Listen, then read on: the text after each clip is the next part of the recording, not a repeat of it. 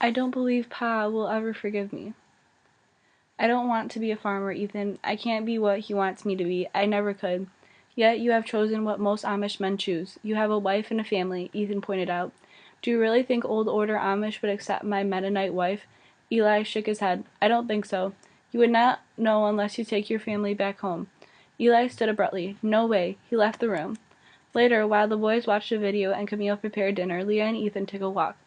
I guess you didn't persuade Eli to go home for a visit, Leah said. I did not. Ethan looked dejected. But still, you've gotten to see him again. Isn't that what you wanted? Yes, but I also wanted him to return home. It would mean so much to Ma and to Oma, too. She is sick and old. I know it would make her happy to see Eli before she goes home to the Lord. In truth, Leah felt pretty down herself. She did not know what Ethan was thinking or what was going to happen now that he had accomplished his goal of reuniting with Eli. Have you ever felt like Eli did? I know your father didn't want you to take a fling. I know he wasn't thrilled about you seeing me.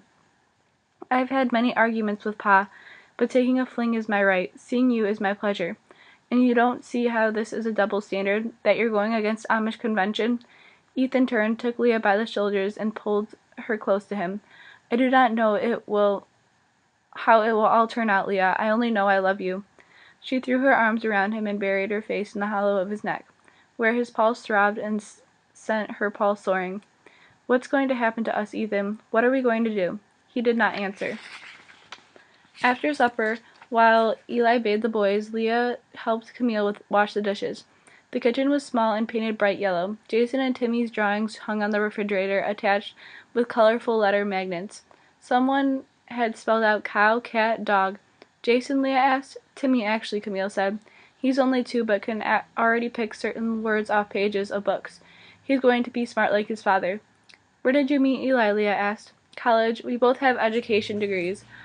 I'll go to work once the boys are in school so that Eli can return for graduate work. Sounds like you have everything planned out. I like having a plan. Camille put a pot into the suds. How about you? What are your plans? I don't have any. Leah told Camille about Neil. I think I should hang around until I see how it's going to work out. Are you thinking that you might have a life with Ethan? Camille's question was unexpected and made Leah stammer. I don't know. Well, take it from me, Leah. Living with an Amish man is not easy. You do it. And it's been difficult. Eli has such guilt about not seeing his family. Despite his feelings about his Amish upbringing, he is not free of it. He tries to be English, but he can't quite let go of his Amishness. He is caught between the two societies, and I tell you, on some days it has threatened his sanity. This afternoon he talked as if he hated everything on it, Amish.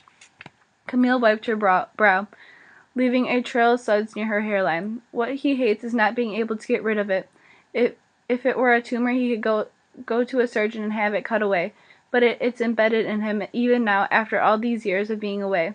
It would be the same for Ethan. No matter how much he loves you, he will always be bound to his culture.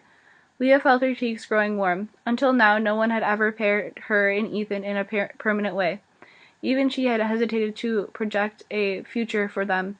Do you hate the Amish? Leah asked. I grew up in Ohio near an Amish settlement. I am Mennonite, a people sometimes not regarded highly by Amish because we rejected many of the old ways decades ago. I have seen firsthand how conflicted the Amish children are when they attend English schools. Our sons and I have suffered with Eli as he tried to find his way between the Amish and English worlds. Camille paused, staring gloomily out the window over the sink into the blackness of night. Still, I do believe it's not good for Eli to totally reject his family. I have suggested many times that he makes peace with his father and go back for a visit. Perhaps seeing Ethan again will help him decide to do it. I know it would mean a lot to Ethan. Well, if you love Ethan, Leah, be careful. Don't think you can make him forget his past. Don't think your love can make up for all that he holds dear in his heart. If you do, you'll only find your own heart broken. Leah slowly dried the glass bowl she held, not daring to respond to Camille's comments. Ever since she'd first met Ethan, she'd been attracted to him and to the sense of family he brought with him.